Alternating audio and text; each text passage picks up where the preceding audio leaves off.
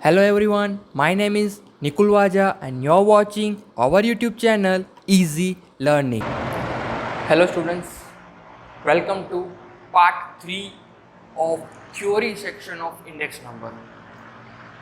हमने last class तक बहुत कुछ कवर अप कर लिया था, ठीक है।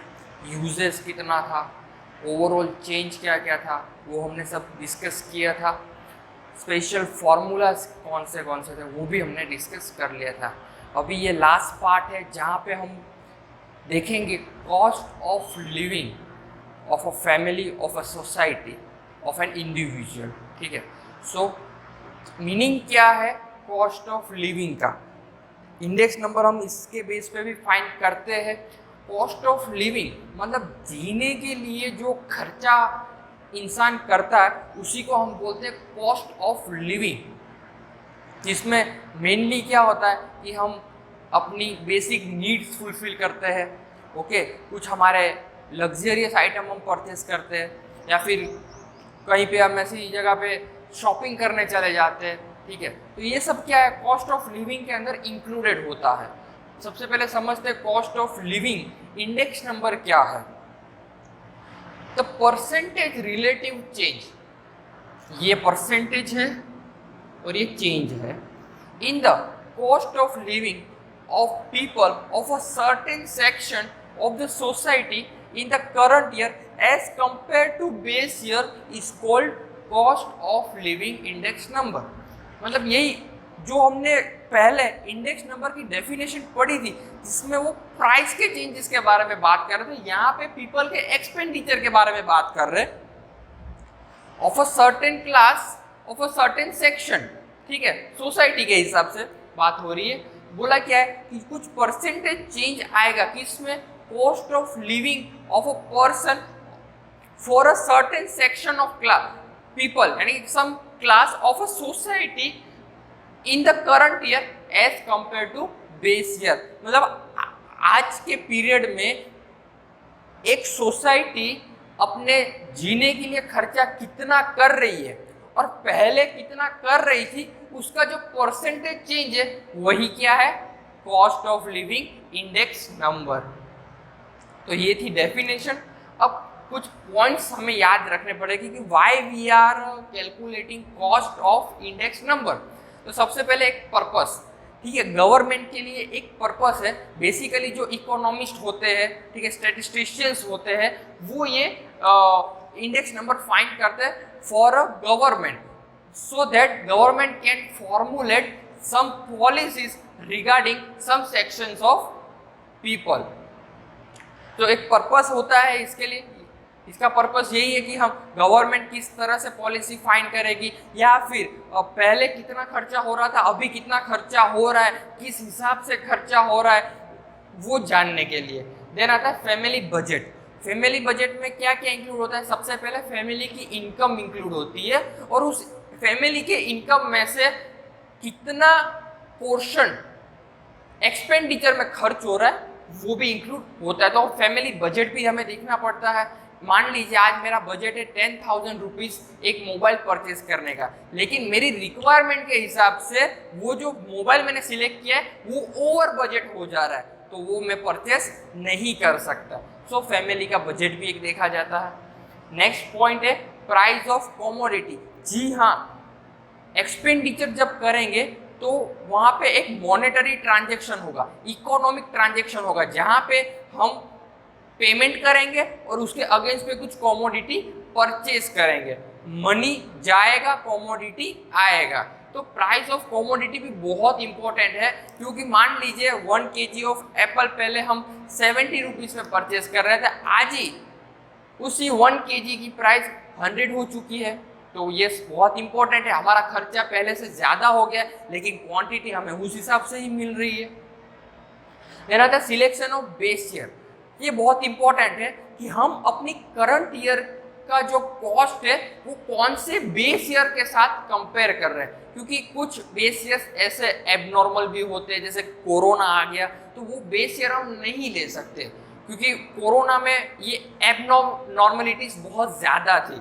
तो हमें कुछ ऐसा बेस ईयर लेना पड़ेगा जो कि स्टैंडर्ड हो, नेचुरलाइज हो, वैसा बेस ईयर हमें सिलेक्ट करना पड़ेगा, अदरवाइज इंडेक्स नंबर का जो भी फिगर आएगा वो रॉन्ग इंप्रेशन दे सकता है। अगर हम मान लो 2000 एंड फ्यूचर की बात करें 2025, तो हम 2025 को 2020 से कंपेयर नहीं कर सकते क्योंकि उसमें कोरोना था और कोरोना ने सभी सिचुएशन को हिला के रख दिया था, जो बहुत ही अननेचुरल इंसिडेंट्स हुए थे, तो हम उसको कंपेयर नहीं कर सकते। और अगर हम कंपेयर कर भी लेते हैं तो हमें रॉन्ग इंप्रेशन मिल सकता है।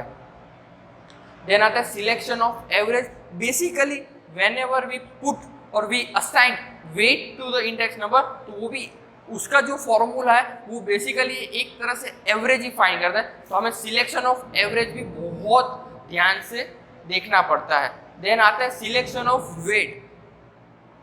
ओके, कुछ ऐसा तो है नहीं कि हम सिर्फ एप्पल ही परचेस करते हैं, बहुत सारी ऐसी आइटम्स होती हैं जो हम परचेस करते हैं, जिस पे हम खर्चा करते हैं, तो उन सबको कौन से बेसिस पे वेट देना है। वेट का मीनिंग होता है इम्पोर्टेंस, ठीक है, कौन सी चीज को सबसे ज्यादा इंपॉर्टेंट देना है, किसको कम देना है, किसको मीडियम रेंज पे देना है, तो वो भी बहुत इंपॉर्टेंट है while finding the cost of living index number. तो ये था हमारे पॉइंट्स, वो बहुत जरूरी है याद रखने के लिए, कभी पूछ लेते तो लिख लेने का 6 पॉइंट्स।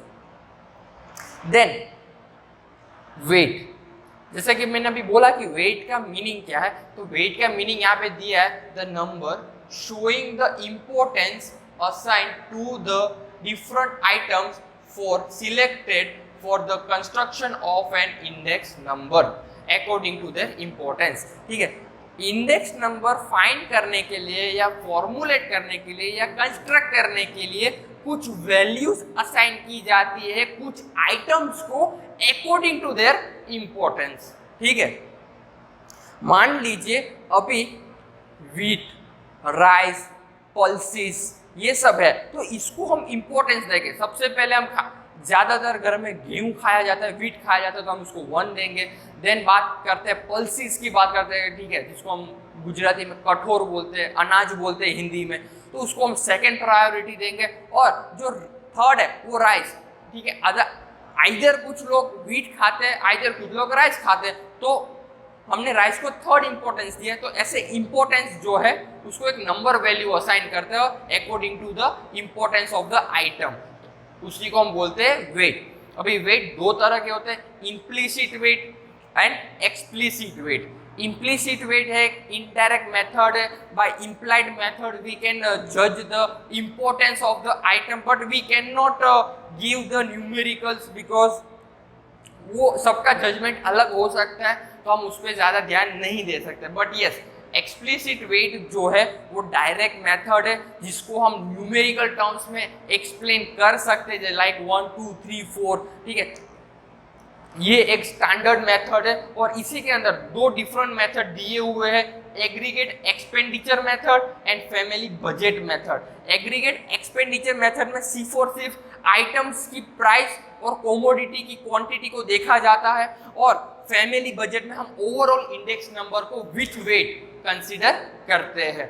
ओके, तो ये था हमारा implicit weight and explicit weight, और यही 2 मेथड है to find the cost of living index number. Okay, then use of cost of living index number, COLIN, that is cost of living index number. अब इसका use क्या है, हम find तो कर लिया, हमने कुछ न्यूमेरिकल वैल्यूज फाइंड कर लिए for a particular section of a people और for particular section of a society, but उसका यूज क्या है हमें वो यहाँ पे देखना है। तो सबसे पहले economic condition of a people, ठीक है, हमने इंडेक्स नंबर फाइंड किया तो उससे हमें पता चलेगा कि उसकी इकोनॉमिकल कंडीशन कितनी है, वो फाइनेंशियली कितना स्ट्रांग है या फाइनेंशियली वो कितना वीक है, वो हमें यहाँ से पता चलेगा। Real purchasing power of money, जैसे कि मैंने बोला कि 1 kg ऑफ एप्पल पहले 70 रुपीज में मिल रहा था, आज वही 1 kg ऑफ एप्पल 100 रुपीज में मिल रहा है। क्या इन्फ्लेशन तो हुआ है, इंक्रीज हुआ है क्या, लेकिन पीपल की उनके साथ साथ इनकम इंक्रीज हुई है, एक्सपेंडिचर पावर इंक्रीज हुई है या नहीं हुई है, वही देखने के लिए हम इंडेक्स नंबर यूज करते हैं। कभी कभी क्या होता है कि हाँ भाई 100 रुपए का है तो मैं परचेस कर सकता हूँ, लेकिन कुछ लोग क्या होता है कि नहीं अभी 100 रुपए में डाल नहीं सकता, मैं 50 रुपीज में हाफ के जी परचेस कर लेता। तो जो हाफ के जी परचेस कर रहा है दैट मीन्स उसकी परचेसिंग पावर कम हो चुकी है, वो अभी पहले से ज्यादा खर्चा नहीं कर सकता है। ठीक ओके, तो ये उसकी रियल परचेसिंग पावर हमें पता चलती है। मार्केट वैल्यू और रियलिटी थोड़ी बहुत डिफरेंट होती है as per the numerical figures we get from the calculation of index number. Then other to fix the standard of living, हाँ जैसे कि हमें पता है कि इकोनॉमिक्स में स्टैंडर्ड ऑफ लिविंग करके एक टॉपिक होता है जिससे हमें पता चलता है कि एक फैमिली का रहन सहन कैसा है, उसके घर में उसकी फैसिलिटीज कैसी हुई है, उनके पास अच्छा सा सोफा है या फिर इलेक्ट्रिक्स की बहुत सारी ऐसी यूटिलिटी आइटम्स है, फैन है, एसी है, रेफ्रिजरेटर है, वॉशिंग मशीन है, क्या वो अपनी लाइफ बहुत अच्छे से और बेटर ढंग से जी रहा है या नहीं जी रहा है, हमें कैसे पता चलेगा? Cost of living index number. वो ज्यादा खर्चा करेगा to purchase the facilities, then हमें पता चलेगा कि हाँ उसकी परचेसिंग पावर भी बहुत अच्छी है और उसका लिविंग भी, स्टैंडर्ड ऑफ लिविंग भी बहुत अच्छा है। देन बात करते हैं some items, give some idea about what special amenities to provide. ठीक है, ये गवर्नमेंट से रिलेटेड है। ठीक है, कुछ सेक्शन या कुछ सोसाइटी या कुछ सेक्शन ऑफ सोसाइटी ऐसी होती है कि जहाँ पे उनकी परचेसिंग पावर अच्छी नहीं होती है, ठीक है, उनका स्टैंडर्ड ऑफ लिविंग अच्छा नहीं होता है, तो गवर्नमेंट सामने से उनको स्पेशल एमिनिटीज प्रोवाइड करती है। लेकिन कब?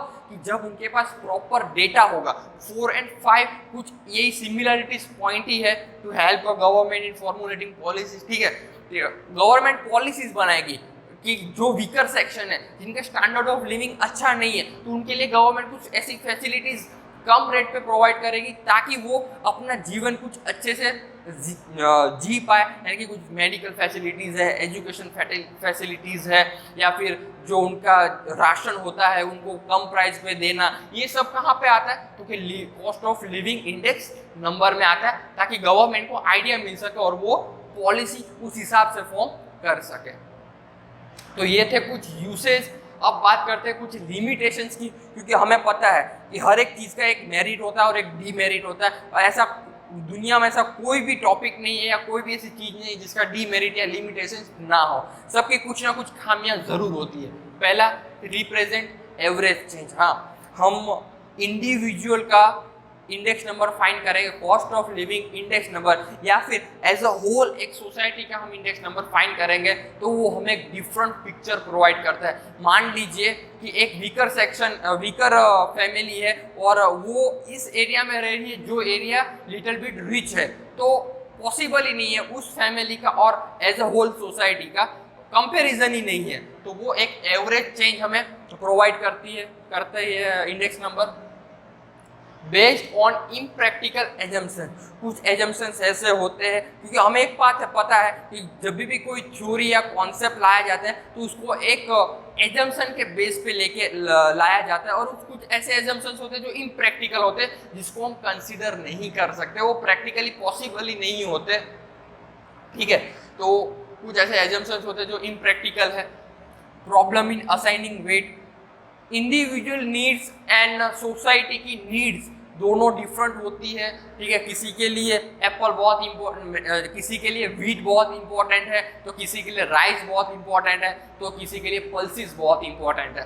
तो हम इस तरह से वेट असाइन नहीं कर सकते, क्योंकि जो cost of living index number है वो as a whole for a society का फाइंड किया जाता है, for a section of a society का फाइंड किया जाता है। तो यहाँ पे प्रॉब्लम्स हो सकती है इन असाइनिंग द वेट।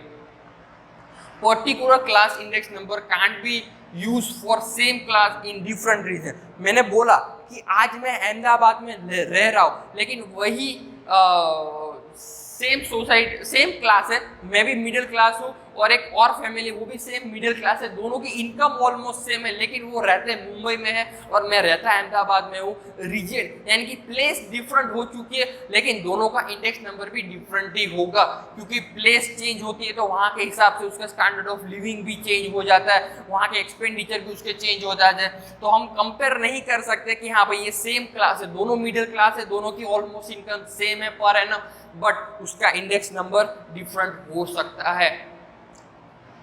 ठीक है, हम कह सकते हैं कि Ahmedabad is less developed than Mumbai city, तो हो सकता है। ठीक है, तो ये एक डीमेरिट है कि भाई जो इंडेक्स नंबर हमने अहमदाबाद के लिए फाइंड किया फॉर सेम क्लास, वही हम इंडेक्स नंबर जो फैमिली मुंबई में रह रही है उसके लिए हम उसको कंपेयर नहीं कर सकते या फिर यूज नहीं कर सकते। नहीं कह सकते कि हाँ भाई अहमदाबाद का index number is equal to Mumbai का इंडेक्स नंबर। ओके, तो ये था पूरा overall theory section of index number. I tried my best to cover each and every point of this chapter। अभी नेक्स्ट वीडियो में हम ट्राई करेंगे फॉर्मूलाज, इस चैप्टर में कितने फॉर्मूलाज है, कौन से फॉर्मूलाज कहाँ पे यूज होते हैं, वो हम नेक्स्ट क्लास में कवर करेंगे या फिर नेक्स्ट वीडियो में कवर कर लेंगे। ओके, टिल दैट आपको यहाँ तक ये थ्योरी सेक्शन देखना है, इससे ज़्यादा नहीं देखोगे तो भी चलेगा। इम्पोर्टेंस थ्योरी का एग्जाम में लिटिल बिट कम ही होता है as compare to practical sums. Thank you. I hope you all have enjoyed this video. Thank you very much. Stay connected and stay tuned for the next video. Subscribe the channel, press the like button, and if you have any doubt regarding the topic or the concept, then please write down your doubt in the comment box. I will try my best to reply you as soon as possible. Share this video. Soon we will meet in the next video. Bye bye, stay safe and stay healthy. Thank you.